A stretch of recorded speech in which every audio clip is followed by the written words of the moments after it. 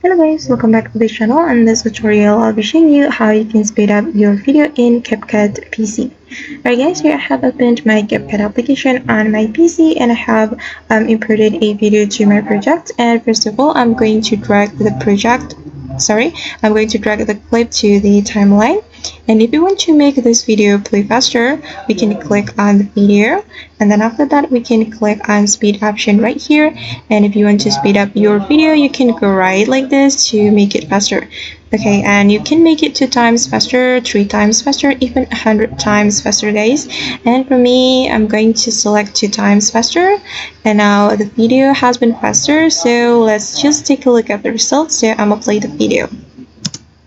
Okay, and this is the result. So I'm going to show you the original video.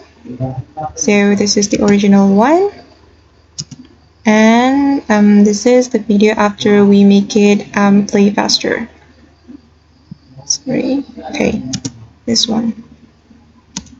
Alright guys, and that's how we can speed up video in CapCut PC. I hope this tutorial will be helpful for you. Thank you so much for watching and see you on the next video.